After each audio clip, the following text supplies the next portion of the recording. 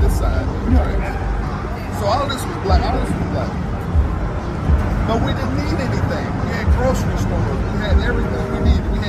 There was a shoemaker that lived on my block. The principal lived on our street.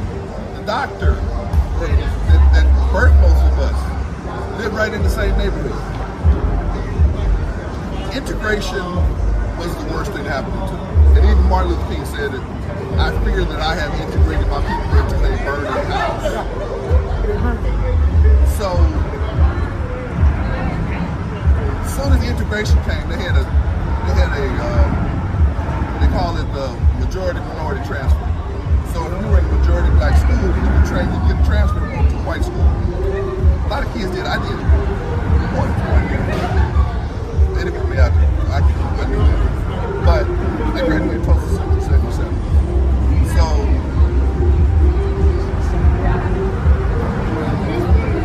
after integration, the most prosperous people left.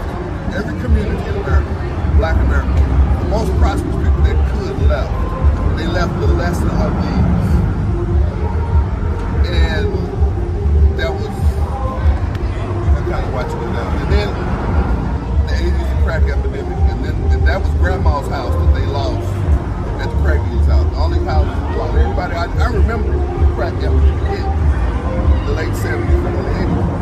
And they lost all of this property. That was Daddy and Mommy's house. You understand what I'm saying? But they would rather smoke crack than keep that property going. So now, as you look, they're tearing down these houses one by one. You look at these white folks walking in there. I janitored over here because I have a friend that ran this church for a while. I janitored over here back 10 years ago. And I knew it was done when I was out here 10 o'clock one night. Taking my smoke break after I was janitoring this church.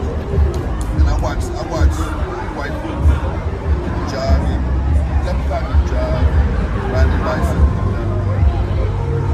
It's done. But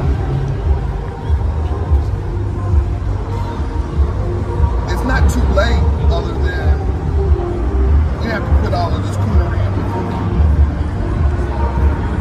Right now, I'm not a fan of rap music. I'm not a fan of any of that. A lot of the stuff that's going on in the rap community, the drugs, the bitches and hoes, everybody's bitches and hoes, and them walking around with their asses hanging out, etc., etc., etc. We used to be better than that. So now we represent anybody on this planet. When they talk about black people in America, they're looking at Diddy and Cardi B and all of these guys that I know you guys follow a lot of it. I don't follow it, but you see it, the denigration of culture. We don't even play soul music anymore. All the stuff he's playing over there, that's 40 years old. We don't even play it no more. They want you to hear soul music, just not for us. So that came from Stephanie Hill said that. She said here recently. They want to hear soul music. So now they've taken over the soul music. Every radio station you hear soul music, but you're not hearing it. What do you think? I don't know. I don't know the answer to any of those questions. You got church choices. Well, if you got something older, you know, I want to go ahead and do it. I don't think you guys into that's if you need a moral compass, that's the best place to go and get one. Alright, so what you just said, this is Lamentations. You know Lamentations. Just an interaction that we just had. Warning. He's crying out. This is Jeremiah crying out. This is Lamentations 2 and 15. It says, all that pass by clap their hands at thee. They hiss and wag their head at the daughter of Jerusalem, saying, is this the city that men call the perfection of beauty, the joy of the whole earth? All thine enemies have opened their mouth against thee. They hiss and gnash the teeth. They say, we have swallowed her up. Certainly, this is the day that we looked for. We have found, we have seen it. So just everything that you described, we were once a glorious people. We have respect for each other, but now we walk around with our hands up high, exactly.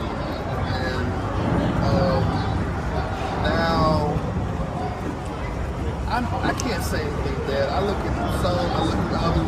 I I have children of my own, and sometimes it bothers me. I say, are they going to help? Are they going to be able to take on, keep the legacy going? We're doing better.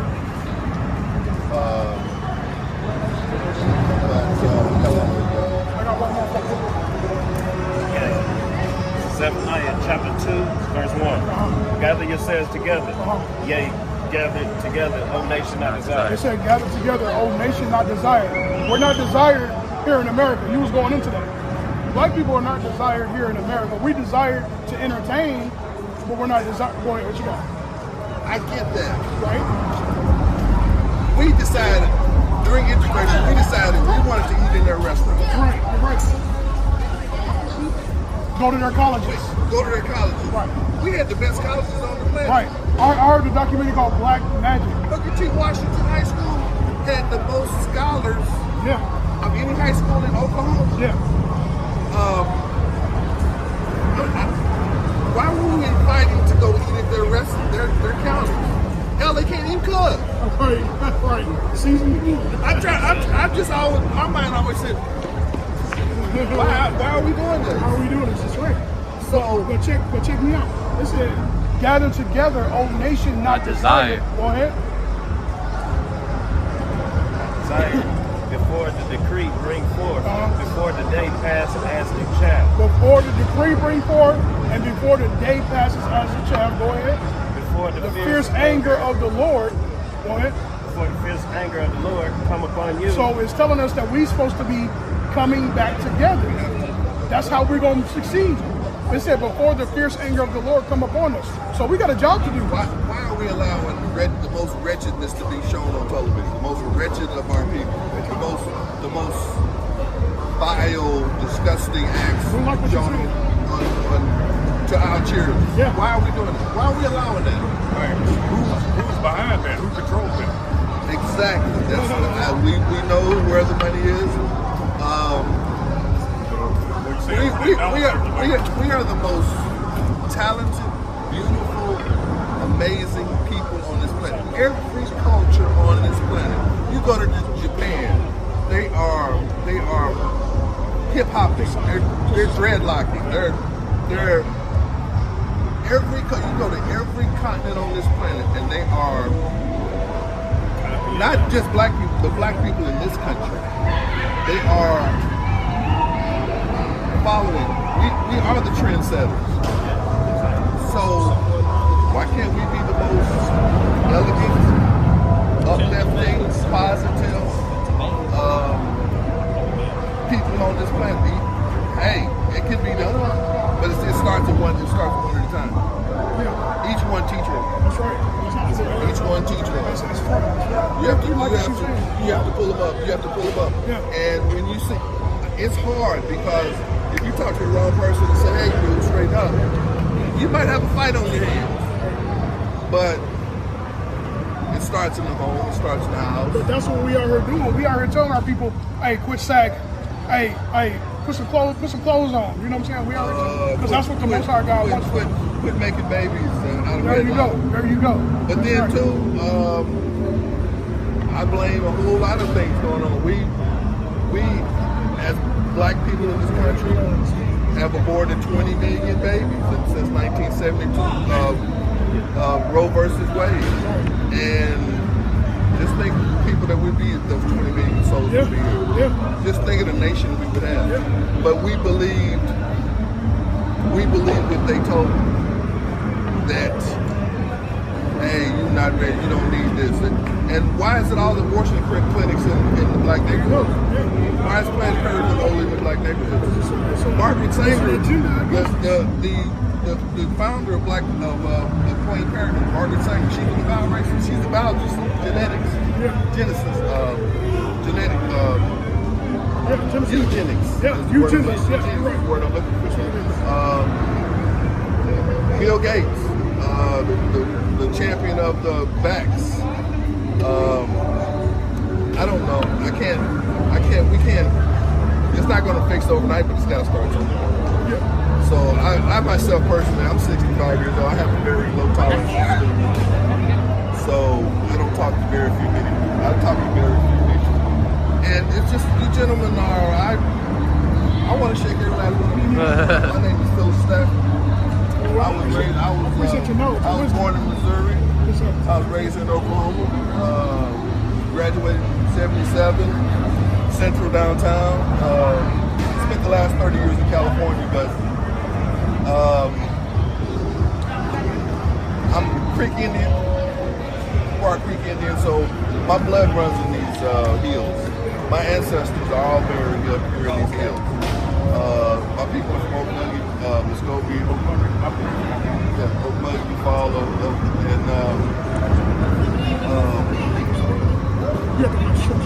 this is home, but sometimes I'm sad. I'm saddened by what I see, because it could be better. It could be better. When I was growing up, there used to be street sweepers that would go down the streets every night. They tell us Oklahoma they clean the streets. There was no trash on the streets. Okay. Yeah. I remember my father telling me some stuff that sounded like it was out of the movies. He said the neighborhood would just go out of their house at a certain time to walk down the street to the church. And I was like, that sounds like a movie or something, man. You don't see that no more. My parents didn't worry about us. We could leave this time of night and walk to a house party, 10, 11, 12 years old. We didn't have the violence on the streets that we have now. They didn't worry about us. Nobody bothered us. There was no kidnapped children or missing children. We didn't have the drugs. We smoked a little weed, drank a little cheap wine, and belly rubbed up under red lights listening to Marvin Gaye in a house party. That was the extent of it. Wasn't a lot of out-of-wed mothers. There was a father in every home. I remember we come home before the street lights. A lot of stuff. It was a different time. And I tell my children, I wish they had grown up in the time that I grew up. It was a wonderful time. 60s, 70s was a wonderful time to grow up here in America. I was raised in Kansas City, moved here when I was 12, and it was just a simpler time. I don't know what happened. You know something? But we would like to show you. You guys are gonna fix it. We would like to show you what we out here doing. You got something else? So real quick, we're out here trying to tell our people who they are according to the Bible, and basically a lot of the stuff that you're saying, it comes back to the laws of God. So we're trying to bring our people back to the laws of God because they are a chosen people according to the Bible. Yes. According to the Bible, Deuteronomy 28, we fell underneath the curses because we disobeyed God. So because of our disobedience, curses came upon us. Those children out of wedlock, those abortions, all of that is because of we lost a lot of favor. Right, so we're trying to bring our people back to the laws, statutes, and not everybody's going to get it, but not everybody's supposed to get it. Yeah. One thing I learned is you can't take everybody with you. That's right. When you go, you're not going to take everybody with you. You're going to leave some people behind. So what I try to tell people is either the tide is changing. The tide is changing. And either go with the flow or you're going to get swept away. Yeah. And the truth, this is 2024. It's the day of the truth. And, a lot of stuff is being revealed every day. A lot of stuff, the Bible says whatever you do in darkness comes light, and you can't hide it anymore. You can't hide the light up under the bushel, and everything you do in the dark is coming light, so get it together. We got some precepts for you. That's the thing, like Brother Pickens, he made many profound points. Yeah, he did. You talked about the abortion clinic. That's one thing. It's strategic. So many things. It's strategic. So this is biblical. This is Psalms 83. We'll start at the top. It says, "Keep not thou silence, O God. Hold not thy peace, and be not still, O God. For lo, thine enemies make a tumult, and they that hate thee have lifted up the head. They have taken crafty counsel against thy people, and consulted against thy hidden ones. They have said, Come and let us cut them off from being a nation, that the name of Israel may be no more in remembrance. For they have consulted together with one consent. They are confederate against thee."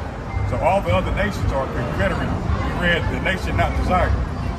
nations are confederate with each other to destroy us as a nation. I'll leave this at that, and I'll tell you what affects my soul more than anything. This is what affects my soul. When we as black people, we look at our politicians that are supposed to serve us, and they put up a person on the Supreme Court and say, well, she's the first black woman to go above to the Supreme Court, and we just say rah rah rah. But then in that same voice, they ask that woman, they ask her, what is a woman? And she says, I'm not a doctor. Hey, I'm not a problem. She can't. Wait a minute. Yeah. Your mama was a woman. That's right. Everybody on this planet came from a vagina. But you can't tell me what a woman is. That's a problem. Yeah. That's where my low tolerance is stupid. Hey, I'm glad you're saying what you're saying. Go ahead. You're probably going to bring out what I was thinking. Yeah. This is Zechariah 11, verse 4. Thus saith the Lord my God, feed the flock of the slaughter, whose possessors slay them and hold themselves not guilty. It's only one nation on the planet that this is happening to. Their possessors, we're possession right now here. It says, whose possessors slay them and hold themselves not guilty. And they that sell them say, blessed be the Lord, for I am rich. And their own shepherds pity them not. That's an example of our own shepherds pity us not. And they look at us with a straight face. They look at us with a straight face and say, so when it gets to that point, I'm like, okay, I'm done. Let me go home. I'm going to close my door and crawl up under my covers because I'm 65 years old, dude. I can't march no more. My feet are hurt too bad. I can't go to jail no more. I'm fighting Povo. The politicians I haven't voted since Jesse Jackson. I just realized that we can't change that system. That system is done. That system is done. We have to create our own system and work outside the system. But if you run into Washington, D.C., ask them to help you with your hat in your hand, you're going by the wayside. Like I said, right? What's your name? Philip Staff. Philip Staff, that's right, you told me. Hey, I appreciate you. I'm glad that we got your wisdom. Yes, sir. It's a pleasure to meet you. Yes, sir. Hey, man, do what y'all doing. I love it. Hey, I love it. Hey, before you go, can you please, what you said, Cincinnati over there, can you bring that down? One more time. About Cincinnati? Yes, yeah, that was good.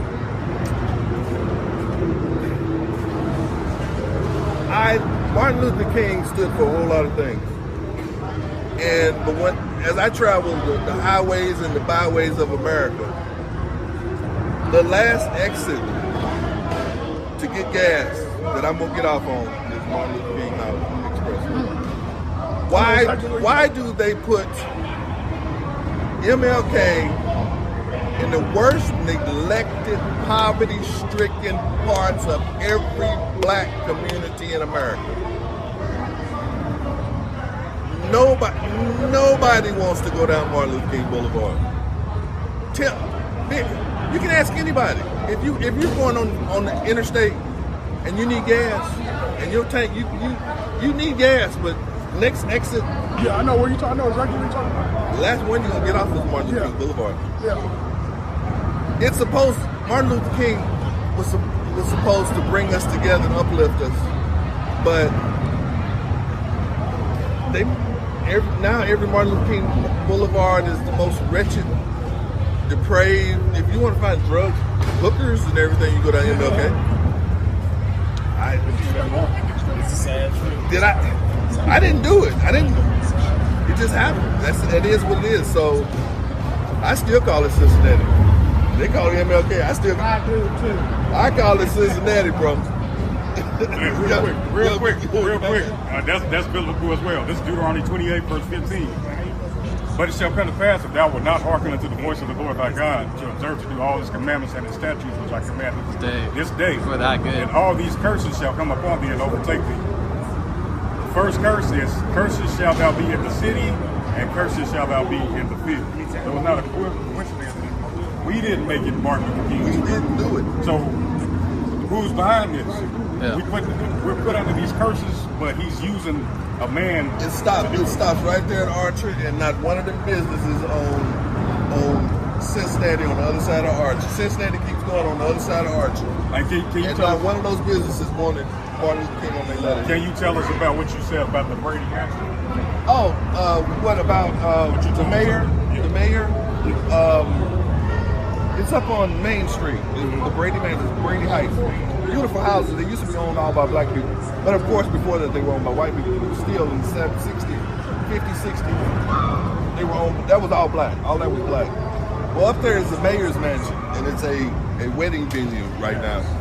And Brady was the mayor during the riots. He specifically instructed the newspapers to print a lot of explosive material to cause white people to get upset about a black man that supposedly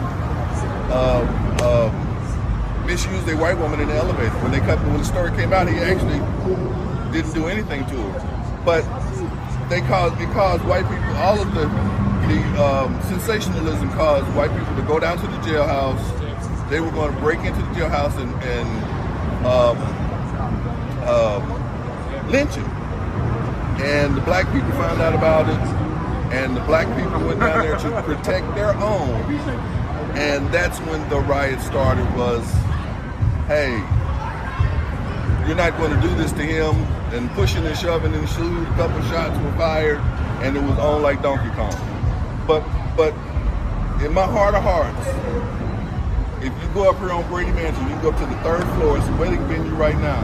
You can overlook all of Greenwood as it was before they burned it down. And in my heart of hearts, that evil man, Brady, sat up on that balcony and watched Greenwood burn with a glee in his heart that probably exceeded Satan himself.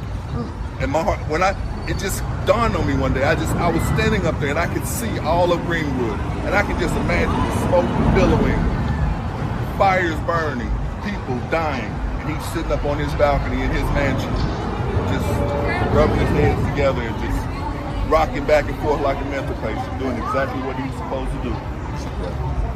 I believe every bit of it. I believe that, dude. That's probably accurate. We appreciate you. I appreciate your time. Thank you.